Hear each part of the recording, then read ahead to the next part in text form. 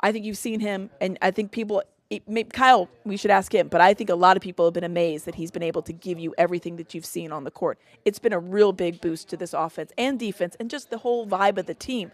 But I think having a guy like Kelly Oubre gives you so much that you can do as far as changing the pieces around. He's a big energy guy, big athletic guy, very rangy on the wing, can score. Not a great shooter, but he can. We've seen him knock down. Yeah, you made me think. It takes a lot to get the wheels turning up there for me. But when you were talking about them having Maxey on the ball so much, over the last couple of days I've been thinking about it, and I do think it lends to a little bit. Not so much seeing the day. He started Maxey and Lowry in the backcourt a couple of games ago. Lowry didn't bring the ball up hardly at all. Which is strange. Was Maxey, and Lowry's playing off the ball. Now he's running the throwaway line to me when I was talking to him here, where he just said, yeah, Kyle's getting his legs back. Good in the playoffs last year for Miami at the end of the season. Him on up. When he said that, he basically is saying his shot's going to come back because his legs just aren't there yet. When his legs get there, he'll be fine. Look how good he shot at the end of last year. Is he your off-the-ball shooter guard with Tyrese Maxey out there handling the ball as much as he did? Do you replace that with somebody else? Does Kyle Lowry? I get the idea of it. I just like Lowry out there for the myriad reasons, and we've talked about it. He can give you more than I think a lot of people thought. He had a lot more left in the tank than I think people probably expected. But the presence that he gives that team, I think, is really important. The playoffs are a completely different animal. The Sixers have flirted with them. We all know that their history of them. This is a guy that's absolutely seasoned in it. And not just seasoned in it, seasoned with this coach. That's a really big thing out there. And I think for confidence level, from a coach to a player, that's huge. And from the players, knowing that Kyle's got it, Kyle's got it. Lowry in Nick Batum. You have two pain-in-the-ass guys to me. Like every lineup seems to have a guy in lineup that, oh, man, yeah, there he is again. The Celtics always have. Oh, he took the charge. He got in the passing lane on that one. Does a little thing.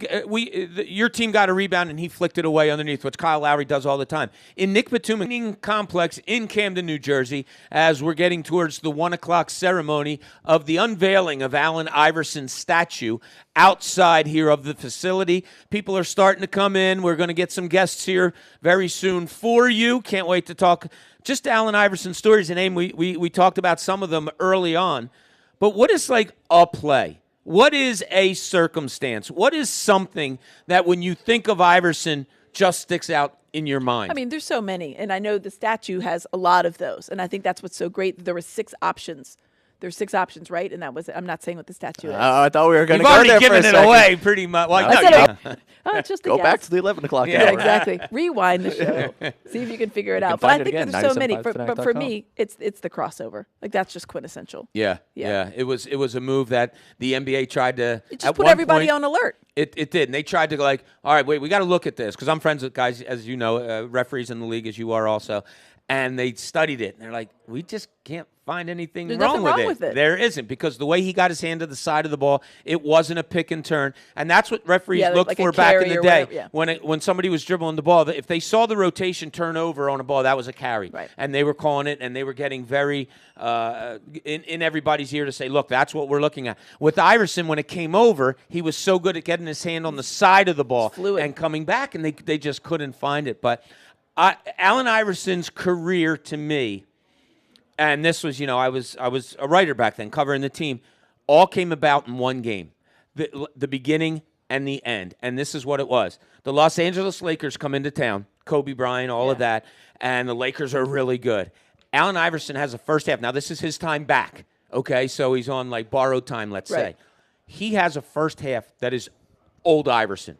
I mean, he's crossing guys over. He goes for like 20, whatever, and he was spectacular.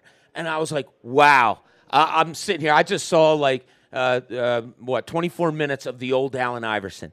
And like, I'm getting ready to write my story, and wow. They come out in the second half. Kobe Bryant has this look on his face, and I'm not kidding you at all, has a look on his face, and I don't think he went over to somebody, but he just walked right up to Iverson. I'm covering you this half. Like, didn't say it, but I got you. I saw the old Allen Iverson, the ending of Allen Iverson right then and there. Yeah. Kobe Bryant played him like they were in a phone booth, and Iverson couldn't do anything. And it was just days later, I had a family thing. They were in Chicago or whatever when it came about that Iverson wasn't going to be able to play anymore, whatever.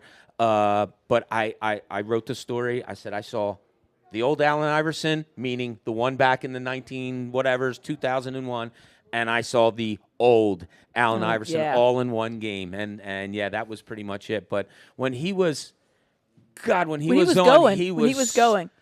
I don't know if there was a more fun player to watch in my lifetime, professional player in Philadelphia, just for the motor all the time. All the time. Always Incredible. 100%. Incredible. Always 60 miles an hour, every single play. And there wasn't anything he couldn't do. Was he a great shooter? No, but he was a good shooter. He was a good shooter. He was a great finisher at the basket. yeah. But at 6 foot, and in those days, rarely did he get a shot off because guys were just mugging him when he got into the lane. Because of getting Kyle Lowry in here, because a guy like Kelly Oubre, who was kind of just out there to be had, right. And the Sixers got him, and you're thinking, you know what? Oubre actually talked about it in a story either yesterday or today. He said, yeah, I know. People called me a 20-point scorer on a bad team. Yeah. I'm not stupid, but guess what? I can score 20 points on with a good team, too. And that's what he wanted to prove. He wanted to prove himself out there as a winning player on a winning team. And he mentioned that. And he said, listen, this is a totally different level of basketball. It's a totally different game when you're having these games that are meaningful games late in the season, and he's here for it. I think you've seen his energy, which is already really high, really ratchet up because he knows these are important games. He's looking forward to the playoffs. He hasn't been in a playoff run of any kind. Yeah, and I hesitate to call that a run. They appeared in the postseason. Yeah, he made an appearance. Exactly. Yeah, he showed we'll up. talk at Their that. team showed up. So Sixers go into this game tonight. They do host Brooklyn on Sunday on the season finale. 2 wins, boom. You are the 6th seed. You will go to probably New York. Not really excited to play the New York Knicks, but that's looking too far into the future. We are in the here and now, Ray. But if we were looking, and this is something that, as you're talking about the fear outside of Philadelphia, I always love this thought process of if we were coming on the air, Cleveland Sports Talk Radio, if we were coming on the air, New York Sports Talk Radio, right now, we look at the 76ers. What's our talking point? Like, we do the confidence meter? How confident do you think anyone else is going against us? All right, here it is. I'll be them. Mm-hmm. I'll be Cleveland. I'll be New York. And the Knicks are going to face a 76ers team with Joel Embiid coming back from injury. Yeah, he can't be 100%. Oh, they got a 38-year-old point guard out there. What are they going to get out of Kyle Lowry? Nick Batum, last time I saw him put up numbers, he was with the Charlotte Hornets, way back in the day. This team doesn't scare me. Tyrese Maxey, yeah, he gets his points, but he's going to give up as many as he gets. So this team doesn't scare me. Who's stopping Jalen Brunson? He is the floor leader. The Knicks are 20 games, or what are they? 8 games better than the Sixers, whatever. 8? I don't know, 3. Yeah, something like that. But it's interesting you went that way because I don't think that's the way. I don't think that's the way people are thinking. I really don't. Really? I think if you were to go, some of it is. I think some of the bravado will take over with that type of stuff. Right, but I think obviously with the medium and such. But do you really think that honestly? Someone with that bravado, I almost feel the confidence coming over me where I'm like, whoa, I didn't think I'd feel this way about this team with their ability to go out in the postseason. Like when you mentioned 10 days ago, the way we like felt you're in about love. the team. Ooh, this feeling came over. Yeah, this feeling did come over. But I don't think I don't think that teams, I think you're going into this weekend, because the East right now is a mess in the middle. I think going into this weekend, a lot of teams, whether it's, I don't think it's the mentality inside of the facility, but the mentality of the fan base would be, let's get the seed that's not going to play the 76ers. Right. You don't want that in the first round. I think that's it. But yeah, I would think a New York talk radio would try to bring up some of the negatives. Anything. Philadelphia people here. And what are the weaknesses of this Sixers team? Like, what if you're going up against, and you're so lucky, Amy, to be in with Jimmy Lynam and Mark Jackson as often as you are. And I know what you do because I've sat in on with you guys on those shows that you just talk the game through and everything like that. What are weaknesses you look at this 76ers team that you have to say, that's something that concerns you a little bit with this team? I think number one is health. How healthy is DeAnthony Melton? How healthy is Joel Embiid? What can you get from him in a 7-game series back to back to back? And I mean that in the fact that you're playing series one after another, not back-to-back games. The other question is, the inbounds. I don't think I've ever known anybody this in love with an inbounds play in my life. I love it. I need someone to get a photo of him inbounding it. We'll get you the T-shirt of him just inbounding the basketball. Passover. It's just like the Philly T-shirts where they have the X's going in the ball. We got to get that inbounds pass and make a T-shirt for Fadul. Yeah, I just think he could be that guy out there. It doesn't matter for starting lineup. But again, these guys are going to get their minutes in. Batum starts but doesn't play starter minutes sometimes. So it's one of those things that, all right, you're not a starter. I don't think he comes off the bench. So your starting lineup, you going with Harris, Batum, Maxey, Lowry. I think I have Oubre coming off the bench. I don't. It's weird. When I look at second units, when I look at guys coming off the bench, I look at somebody that immediately gives you something. Like, okay, most times it's scoring, right? Real good scorers coming off the bench, Lou Williams, guys like that. You know, I want those guys to be able to come in with some of the first unit guys that you're going to have. But they have a set skill that they're going to give to that second unit. I'm not putting Nick Batum down at all. I think Joel There was Embiid, a lot Tobias of talk about Harrison. that. Media Yeah. Day was the number one thing. Nick Nurse was asked about it multiple times. Paul Reed was ecstatic about it. They ran a couple of these sets randomly at different times over the summer and in training camp. Let's see it. Let's see the 4 or 5 with those guys out there. Can he have guts enough to do that in the playoffs? Can Nick Nurse have it? Yeah. But will he? I don't know. Does he have the guts? Sure. This guy's crazy. I love it. He's my favorite guy. This guy's crazy. There's all kinds of crazy There he is. things. Come on in here. She thinks you're crazy. In a good way. I wonder. I wonder if we're No, I mean, that over. would- Is everybody healthy tonight? Spurs Do and we? the I don't Thunder. think we have official word yet. But if everybody is Well, no, healthy, because there was no shoot around, so we don't know who yeah, was but there and don't who they? wasn't there. Don't they still have to hand in at 1:30 or something like that? Well, it's I don't- 12:45. Okay. All right. We have some time. It's 1:30 somewhere, Aim. They should That's already right. hand it I'll in. call them. But if they are fully healthy tonight, do you think tonight is a preview of what we may see in the playoffs coming up, or not? Like I thought it was going to happen a couple days ago. It's interesting. He was asked that. Nick Nurse was asked that a couple times. I think it was last game or the game before. No, it was when they played the Heat. Like, do you worry about showing everything? He's like, listen, I'm just worried about playing this game. But Spoelstra was different. He did worry about that. He didn't want to get everything out there because that's how he works. Yeah. And they all work differently. Obviously, they're both very skilled coaches. Both have championships. But I think Nick Nurse is like, let's try some things out. Let's see what's happening right now. See what I can get. If everybody's healthy, this is the time to do it. These are the games to experiment with because in the playoffs, it's win or go home. So you're not going to mess with anything like that. So no, I don't know if it's going to be a complete preview of like this is my exact rotation, Right? And everybody that plays tonight is going to that's all you're going to see for the playoffs. Yeah, so it'll be interesting tonight. Orlando Magic in town. You can hear that game at 7 o'clock here on 97.5 The Fanatic. Of course, the season will finish out on Sunday when they host the Brooklyn Nets. Win both of those games, boom, you are the 6th seed. That's what's right out in front of the Philadelphia 76ers. What is right out in front of us here at the team's training complex in Camden, New Jersey, is a statue, and it's covered by what looks like a trash bag. And it's going to be unveiled in a short time, and it is of Allen Iverson. Just call it plastic. It's covered in plastic. Aren't trash bags made of plastic? Yeah, I think it's like more I like know a what's tarp. mean. bag. It's a It's more plastic Does that sound bag. mean? It's a little tarp. Yeah, it's a tarp. It's covered by a Okay, a tarp. tarp. Yeah, God, are you guys offended by a trash bag? a little bit. Or does it sound bad? It sounded kind It's of not bad. Oh, did it? I'm Yeah. sorry. I'm not. You put a trash bag over it. Well, that's what I do. Like if car window breaks, I put a trash bag over it. I don't call it a tarp. That says a lot. All right, when we get Yeah. back, we'll This talk is more about all you this than about Yeah, the exactly. statue. and more. 97.5 The Fanatic. Trash bag. Bob, don't forget your read.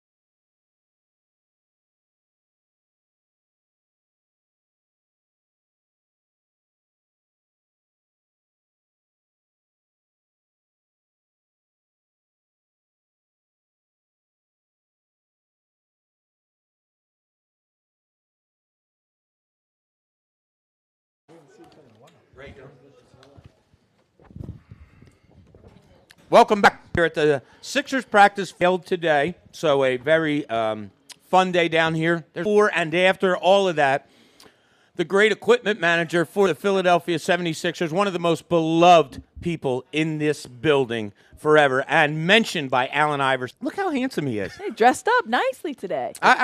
He and I have been out hundreds of times very well. So Basketball socks on. Well, Nice touchdown there. I'm a professional in another industry, so I have to come and present the right way. And you do, and you look but just some of the the good stuff, obviously, the great stuff about Allen that you saw up close and personal for so many years. Maybe that some people don't know about him all that much. And in that locker room was family. It didn't matter if you played, if you coached. To him, you had his back. You were family. That's kind of what it's like right now. It's being at a family reunion. Mm-hmm. And there's going to be plenty of them here. I mean, you down here. Yeah.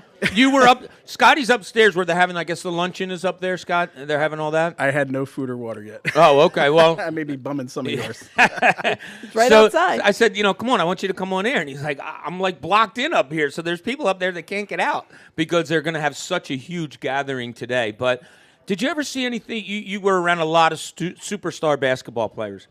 Anything ever come close to Allen Iverson?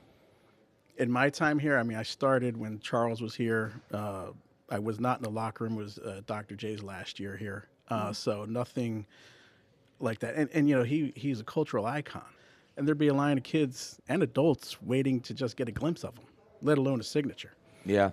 We called him the fifth Beatle. And his playing career. I reference this all the time, Scotty, about you, and you're the one that said it to me. Grabbed his baton and he orchestrated how the team was going to play that day. You sat on the floor for a lot of your career, right on the floor near the bench a lot of your career. Were you mesmerized by Iverson? Like, what was it like watching him night in and night out? I would sometimes say, I have the best seat in the house, and I'm getting paid to watch this, to be a part of it. There's no other feeling like it. But you're in it.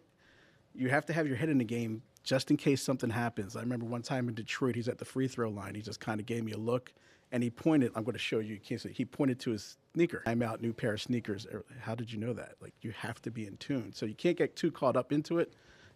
You have to be focused, but you also need to realize to be present in the moment as well.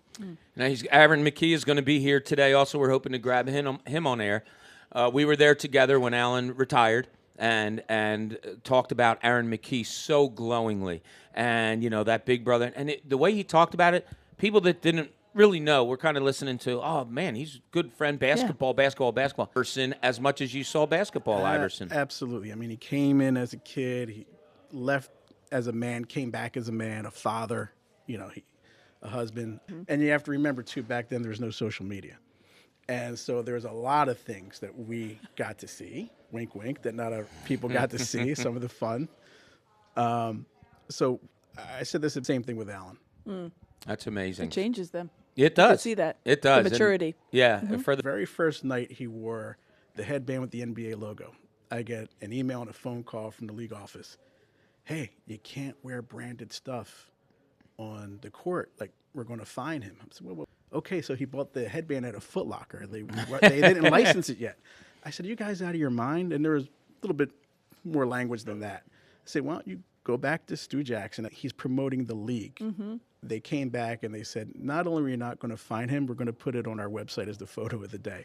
And that's how we talked about the braids. We talked about the clothes, baggy, all of that. Like, He was him, and he wasn't going to change, and that was well for you. And I'll tell him that again. Yeah, he's simply just one of the best ever. Yeah, he is. Well, listen, it looks like people are gathering. I'm just saying, that's all. We'll see what happens. Dressed for success. Yes, he is. Absolutely. Yeah, Bob Kelly Real Estate. All right, Scotty, you be good. Thank you so much for joining us. Where are we here? We're break time, aren't we? Okay. When we get back, the unveiling is going to happen outside, so we'll send some eyes out there to see what's going on. A lot of people have a lot of things happening, so people are moving and shaking. We've made promises all day. We're trying to get people here as best we can. So hopefully after the unveiling of the statue. We delivered Scotty? Oh, yeah. Well, Scotty's the best. He's delivered? I can honestly say I may have shared over 100 meals with that man in my lifetime, Scotty Rigo. I like it. Yeah, we had our places. You know, Milwaukee, we went to the same place for yeah. lunch all the time. The guy was a Yeah. Philly fan. It was awesome. So Iverson Day. today is Allen Iverson Day. So we'll have more of that. Hopefully we can get Allen to come in here and say hi to us and to you. And if you have anything you want to share with us, 610-632-0975. Amy Fadul's with us today. This is Middays. Bob Cooney, 97.5 The Fanatic. A big day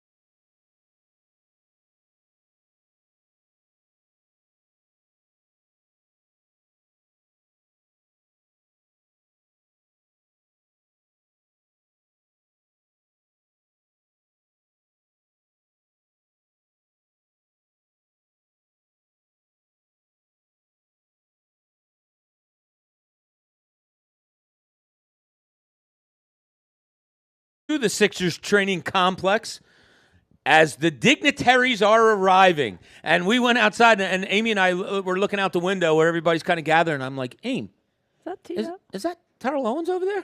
And You and I look, we're like, no. why would he be? And then I think you there's said, like, silence. You're like, hey, he looks. I was like, he's pretty big. You're like, yeah, should he be bigger? And then you walk closer. I was like, nope, that's Tio. yeah, and then he 100% Tio. Amy's like, turn around. Turn around, Finally yeah, turns come around look at and he us. does that smile, and it's like, Yeah, the profile gets Wow. you, and you're like, that's absolutely Tio. And then it occurred to me, obviously, the timeline checks. yeah, Tio 0304, obviously Iverson. Like, yeah. appreciate greatness, appreciating greatness. People don't realize the crossover that athletes have because look, they goes- are one of the few yeah. peoples in the world. That goes to what we were talking about earlier, though. People just love to be around Allen Iverson. They love to watch him play. They want to be around him. Tio, when's the last time you think those two talked? I don't know. Maybe they're good friends. Yeah, Who knows? Maybe it's every day. Yeah, But who knows? That would surprise me a little bit. You know, when Doug Collins was the coach here in Philly, and when I was a kid, the Sixers drafted. I was a little kid. The Sixers drafted Doug Collins, and number 1 overall pick and stuff like that. I used to go play basketball in these courts behind my house. It was a gym. Later became owned by Bobby Clark, but it was a member, just a guys' gym that had basketball courts. So it was older guys, and they would go out and play basketball. They didn't want non-members playing. But they knew that I was there every day shooting. That's all I did. I went and played basketball. So they would allow me, and they would call me Little Collins. I was Little Collins because I had the floppy hair and all that. Anyway, move on later in life, and Doug becomes the coach, and he and I became friendly. And he was telling me that when he was a player, and he said it happens way more than any of you know. Him, Ron Jaworski, I don't know if it was Schmidt, whoever it was. It might have been Gary Max. They all lived in the same development and all became from all the different sports. And we're all very, very become good friends. Yeah, and he said it goes on all the time because you have to realize there's only 15 players in this town that are professional basketball players. There's only 25 that are professional baseball players and so on and so forth. You don't know what it's like. And to have those that brethren. guys know, exactly. They know what it's like. Yeah, and to have that brethren is pretty cool. So we're seeing a lot of people You've come heard that, in. though. I've heard that, like, those guys play pickup games, and it'll be players from the Eagles and players from the Phillies, and they would all play players from the Sixers. They'd Yeah. all play pickup. Yeah, he has, and again, congratulations to Doug Collins, who went into the Hall of Fame this past weekend. But so I had friends that used to play pickup games at this local JCC, and Collins would go up there and play. So one time at practice, I said to him, yeah, it turns out you used to play ball over at JCC over in Pennsauken. He goes, oh, who's your friend? Is it blah, blah, blah? He named every one of my friends that was there. Really? The guy has a and the reason I bring it up is because so many athletes, to me, that I've talked to are like that. Yeah, they they remember are. so Everything. many things. And the things that I loved about being in the locker room, and Amy, you've been there plenty of times also, it's the stories. Oh, there's And they go back to you. I've told you this before, Ray. You could be sitting there in an NBA locker room with a guy that went to Kentucky, to Duke, to North Carolina, whatever. Inevitably, the stories go back to high school. They all go back. Well, that was so fun when Mo Bamba made up that little sign and said Tyrese Maxey was the first player to score 50 in high school and then 50 in the NBA in the same arena. And I'm like, I have no idea how you fact checked it, so I'm going with it. Yeah. Sure. But like, they love to kind of talk about that kind of thing. The fact that he knew that and he got word of it and wanted everybody else to know. And I thought that was such a great thing. But they all talk about their kind of, because that's, they're all relatable.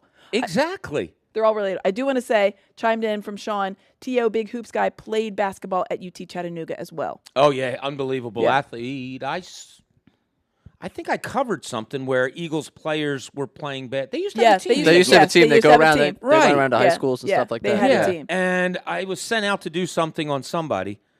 I forget what it was, but I remember watching T.O. Yeah, that's like the least and in surprising. warm-ups, Yeah. throwing the ball off the backboard and Yeah, just grabbing it amazing left-handed. athlete. Unbelievable. And there was video. Now, I don't know how fake it was or real it was, but he's got to be close to 50 years old now, somewhere around there, 45, 50 years old, T.O. From what we just saw out there, looks like he still got it. Yeah. Well, they showed him running on a track not too long ago on Twitter, and it was like, are you kidding me? And he's like, yeah, I could still catch some passes in the NFL. Oh, well, Probably maybe we could. should get Nick Sirianni over here and take a look at him. But, yeah, a lot of people coming in. Our own Dee Lynham stopped by. She, of course, covered the Sixers during the Allen Iverson era. Those two are very, very close friends. Great stories from Scotty Rigo.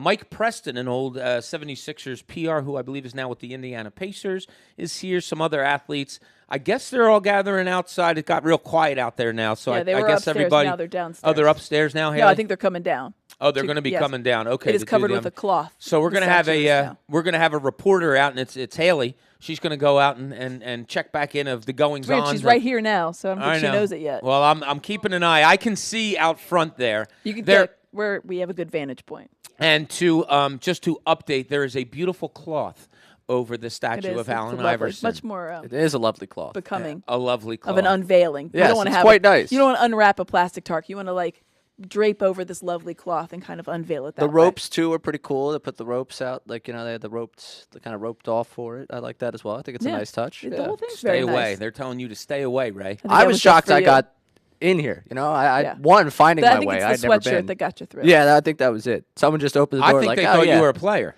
I've been mistaken a few times for an NBA player. Yeah, yeah. I could That's usually when I go to an arena. That's what they think. They're Yeah. like, wow, that guy's hooping tonight. Yeah, I could see that. Yeah, obviously. I could see myself back in the day being one of those if I was a player getting stopped and being like, you can't come in this Yeah. way. Sir.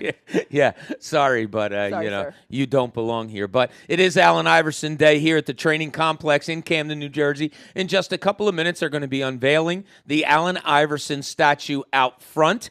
I was talking to some of the media members that are over 40 media people are here today. That room is completely cleared out. So usually when you guys see it on media day, they have got maybe 10, 12 rows of chairs, and it's bisecting that room. They've cleared out the entire room upstairs. There must be 100 chairs up there. Yeah, we got word that Iverson had close to 100 people in his traveling party for today.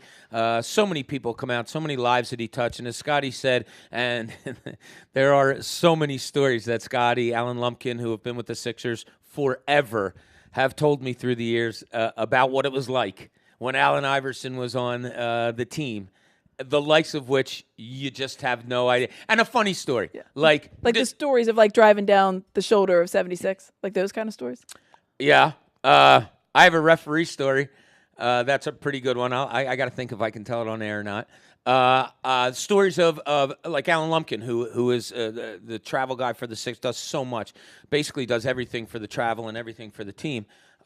He told me a story just funny, and this isn't, they pulled up in a city one time. This happened often, I think. And Iverson would be like, yeah, I need a floor. And Lump would be like, a floor? Yeah, I need a floor of rooms. Yep. A floor of rooms as they're pulling up at 3 a.m. Yeah, that's what I mean. And somehow Lump, He'd because make he's it so happen. great at his job, he would make it happen. But, that's the uniqueness that we're talking about with Allen Iverson. Why did he need that? Well, 20 friends decided to make a road trip and come there, so he's going to put them up. He's going to hook them up. Yeah, so that's, you can talk about it that it might have been a fault, but I'll never fault anybody for that. Sometimes you surround yourself with not good people or whatever. But he remained true to everyone that he grew up with, whatever the circumstance. The real story of his background and the why that he is so appreciative of everybody that stuck with him, Right. and everything that he went through, and that's when he's giving his Hall of Fame speech and he's mentioning all these guys. There's a reason for that. It's not just because, hey, they left a lasting impression. It's because they stuck with him, and he recognized that. There was a familiarity. He was like, I got you. You're loyal like me, and if you're going to be loyal to me, I'm going to be loyal to you. And that's how he was. We were talking earlier today about all-time Sixers, and Amy gave me her all-time team and all that. The problem, I put air quotes there, that the organization had, or always the top team, it was peripheral players and all of that. If you had your choice, Aim, if you could pair one player up with Allen Iverson. Joel Embiid. Yeah? Without question. It would be amazing. That would be pretty cool. That would be amazing. that There's be no yours, question. Ray? Yeah? There's no question on that one. Yeah, could you imagine No, I can, but I don't. It's almost mind-blowing to think about. That would be tremendous. That would be pretty cool. Yeah. Iverson could be, if you had a Joel Embiid in here. The give and go, the high-low, come on. He might be a Caitlin Clark, where he would lead the NBA in scoring and assists. Right. I could see that happening if he was teamed with someone like a Joel Embiid. It didn't happen much back then. You had Pippen and Jordan. It just wasn't the same. The floor spacing that Joel Embiid would provide a guy for Allen Iverson to work would be tremendous. He'd never known so much space in his life. No, not even a little bit. Never even seen anything like it. I wonder if Iverson ever thought, I'm sure he did, that he thought that out of, man, I wonder who didn't they get for me to play with here? They tried to. Obviously, They tried. Chris Mutombo, Webber. we're getting the big guy in there, but it was a real defensive effort in that one. Chris Webber, you mentioned Stackhouse, Larry Hughes. They drafted hey, this is gonna be our guy, And obviously that didn't. I mean, it was what it was. You needed a unique player, and maybe that guy didn't exist at the time when Allen was at his height. Maybe that guy wasn't out there for him. Could you imagine the defensive insecurity of guarding Allen Iverson in today's NBA and having Joel Embiid waiting for him? Amy put it great. Imagine a high pick and roll with those two Ridiculous. guys. Absolutely ridiculous. You probably have Iverson roll into the basket more often than Embiid shooting a three-pointer more often. You're talking about the likes of like when Kobe and Shaq were rolling. Right. It was that kind of vibe of like, what do you do? The answer is nothing. Yeah. Good luck. I mean, the fact that they went to a finals with the starting, the contributors that they had, Raja Bell and got Mutombo. Yeah, they got Mutombo specifically because they thought if they could get to the finals, they needed somebody to match up with Shaq. Ain't nobody was matching up with Shaq back then anyway. It didn't matter. But the people that were out there, sans Aaron McKee. Aaron McKee had a wonderful year that year and was absolutely phenomenal. But yeah, you could go down the list. Eric Snow was, God bless him, but very middle of the road point guard in the NBA. Who didn't have a shot. And that's what but that's what they needed. All right, we needed somebody just to be out there to help facilitate. Everyone was a complimentary piece in the regards of like you're the second tier down. Yeah. There was no one on Allen Iverson's level. You didn't have that like, oh, there's another all-star right here. No, you had some nice players that were very good and helped and contribute, but it was all complimentary. Nothing else was going to take the focus away. George Lynch. If you look up their numbers throughout their career, it's like, oh, okay, that's cool that they played 8 years or something like that. And they got like lightning in a bottle with that year, too. Oh, my God, it was so cool. Game 7s against Milwaukee, Game 7 against Toronto. You had an Allen Iverson playoff run where he was regularly scoring in the and playing 40-plus minutes. Oh, my God, he never played all 82, played 42 minutes, and took practice off. Are you okay with that? Yep. Yeah, it's like you were talking about. That's kind of it in a nutshell, right? I'm fine with that. He wasn't saying there's no reason. Screw these guys. I'm not practicing. He was saying, I live for the game. Yeah, I live for the game. And it was a different game, as we mentioned. All the time. Allen Iverson going into the paint was very, very aggressive. You had to be very physical. And the fact that he would get those and ones says a lot about who he was style-wise as a player because he was stopped. All the time, and he still made it work. He's just unbelievable. What he got out of that body is incredible. And if you weren't with us earlier in the show, Amy and I were reminiscing a little bit. If you're like Ray's age, if you're a little bit younger and you don't remember all that much about Allen Iverson, I'm not asking you right now to go back and look at his basketball NBA highlights. I'm asking you to go back and look at his high school football highlights to see what kind of an athlete, to see how tough, to see how gifted this guy was. I told the story the other day, Aim, of being in the locker room when he came back to the Sixers. I think we were in Denver. And I go into the locker room, when we're allowed to go in early, and Iverson is sitting there singing. And like the guys it's almost like they were listening to the radio. Mm-hmm. They're getting dressed and they're dancing to his singing. And then I leave for a little bit. I had to go try to talk to Iguodala or something. I come back and he's in there and somebody gave him a pen and paper and they were giving him cartoon characters. And he was drawing them by memory and unbelievably good. Like the guy is just so gifted, and it was such a treat to watch him so many years here in Philadelphia. And that's why people gravitate towards him, because he's just fun to be around, and he enjoys it, and he enjoys that environment. He likes being around people. His teammates, you heard Scotty say it, his teammates love him. They love him endlessly, and because he has that love for them, that's why there's so many of them that are going to be here today. That's why T.O. rolls up here. Well, it's funny, and Alan will be as excited to see Scotty Rigo, Alan Lumpkin, those guys, maybe even more excited than a Terrell Owens. Right. You know what I mean? Because that's what he's all about. That's why that team was so successful, man. They knew what they had to do. He knew what they were there to do. Larry Brown somehow got it all together, and Pat Croce and that whole group, they got it all together, and it went to a finals run, the last of which we've seen out of this 76ers Yeah, I mean, they ran into team. an absolute juggernaut. No one was beating the 0-1 Lakers. Not a soul. And you know what? It's weird. They got one, and that was like, they won that first game, and it went to overtime in the second game. And you thought that we were in the office. I'll never forget this because it was all hands on deck with the Daily News. If you didn't go out to L.A., you were in the office. Mm-hmm. So a bunch of us were in the office, and it was like, is there a chance? Seriously? Could they take two in L.A. and beat L.A.? Bananas. And the Wells Fargo Center, not working. I don't know. I won tickets, I think, at the office, so my wife and I went and saw that final game, and you're just watching going, oh, my God, Dikembe Mutombo looks like a little kid compared to Shaquille O'Neal. That was just an unbelievably good Lakers team. And you had a 6-foot, 160-pound guy carrying the other team to an upset in that game one, overtime in game two. Just unbelievable. I've told this story before, Aim. the Daily News. We were very, very well known for our front and back pages. Great headlines, great pictures, super funny stuff, and the pride that the people that were involved in that took in your front page and back page. We had Allen Iverson, or we had the 76ers, I should say, on the front cover of the Daily News for 38 straight days on that playoff run, right? It was so much fun. It was one of my assignments was often when they were playing a weekend playoff game was to go to the local bars and talk to people at the bars and see the reaction and all that stuff. Imagine them sending me to a bar to do a story. Ain't how dumb were they? Yeah, but somehow I got the story written. I miss the heyday of the front page and the back page. Like the heyday of the DNL. We're doing those. We show the front page. That's our first talking point. Good time. It was. So as you said, I still get the Daily News delivered every day, every Sunday. A nice picture on the back, Tyrese, I believe. Yeah, Tyrese, but I'll nice go through it, and page. if I see like 3 or 4 headlines that are really good, I'll text. I know who it is. I text him. I say, Nicely "Hey, done. strong day, Joe." He goes, "Yeah, I thought that was pretty good, wasn't it?" They still sneak them in there every once in a while, but yeah, so much fun down here at the training complexes. They get ready to what's going on out there. What a big day for the Sixers, as somebody was saying to us earlier. You have all this going on, which is terrific, but you also have a huge game tonight, maybe the biggest game, according to Nick Batum, tonight, the Orlando Magic with the 6th seed right there in front of you, a playoff run that could be absolutely phenomenal. Can't wait for that, as the coaches are just getting ready to coach. That's what they do. They coach out there. So just a lot of fun down here. And I do wonder, and I want to talk about this when we get back, about the roller coaster ride that we go on as fans, as followers. Of 2 weeks ago, we were like, apathy was a word that Ray and I used. Just bring it. Let's just go ahead and get to the playoffs and let's see what there was not a lot of it wasn't like lack of excitement. It just there wasn't that level. It was like, okay, well, let's see what happens. Yeah, it was. Okay. I think Ray and I described it as apathy a little bit. Like people were like, yeah, Embiid's not going to be healthy. Who cares? Yeah. And, okay, he's going to be healthy, but is he going to be 100%?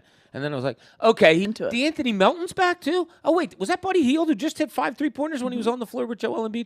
So a lot of that stuff is going on. We'll talk about all that in a little bit more. Haley's going to let us know how the unveiling is going. We're going to go out there and sneak a peek during this break. When we get back, whatever you want to talk about, you're more than welcome. We'd love to hear from you. 610-632-0975. Amy Fadul with us. This is Middays. Bob Cooney, 97.5, The Fanatic.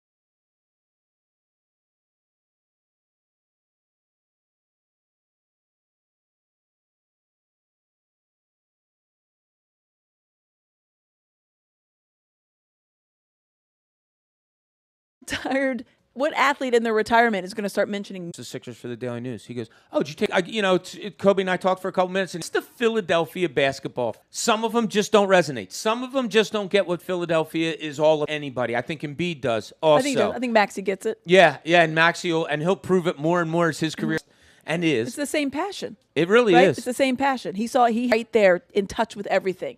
Everything he gave him. We've been in this business for a long time. We're around. You never get used to an Allen Iverson. You don't.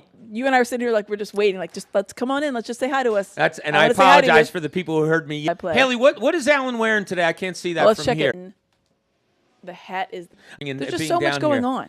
There is, and the pep. It's tough to see him. You got to get over there and got to see because I was trying to follow along, see where everyone was going. Amazing the number of people that showed up, beaming, looking at him, looking at that school. And the most shocking thing of the day, if you didn't hear Amy and I between breaks earlier, look outside and is that a good time being had by all? And it's just a prelude of what's coming up. This was maybe Joel Embiid hadn't come back. We still would have had a lot of excitement, but there's a lot. That's what we'll do. We'll hear what you have to say. Maybe some of them are about Allen Iverson. Maybe some of them are just about the Sixers with a big game before closing time, because closing time is 2 p.m. Before the best show ever. So we get back. We'll get into some of your Tech 5, the Fanatic.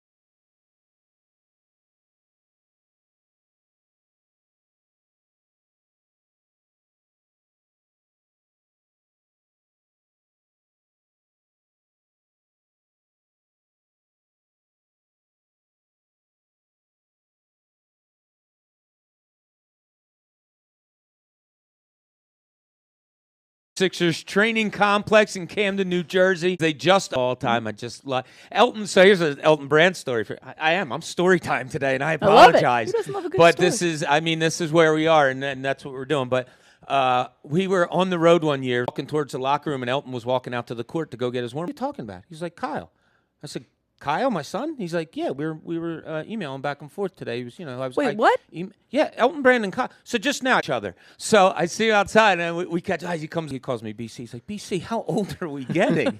But yeah, so Elton, I'll never forget it. That's the great things that we have about sports in this city in particular. You talk about people that get the city. Elton was one of them. Was such a good kid. Is a good guy. Is a great guy, and I still keep in touch with him. But a bleep, and all that. And I'm like, nah, dude, you can hate the basketball player. Oh, I totally understand that he gets paid to do that. You can't call him names like that because you don't know that he took 3 kids to Disney World last year on his dime that were strangers that he did all that for. But so I once in a while would have to bring my kids to practice because you know what it's like. And when you got younger kids, sometimes you can't stop being a parent even when you have to work. So one time I brought my son Kyle and one of his friends I had to bring to practice. So I told him, just sit there, I'll do my interviews, and then we'll leave. I'm doing my spread, I guess. I turn around, kids are gone. Pecan was very windy. That was too. actually Pecan? I think we were here. Maybe it wasn't. No, because Evan, it wouldn't have been here. It would have been. Pecan. So I was out doing it. So I go back and I'm like, what the hell? I go in and there's Evan Turner playing 1-on-2 against Pat Croce anytime. We love Pat Croce.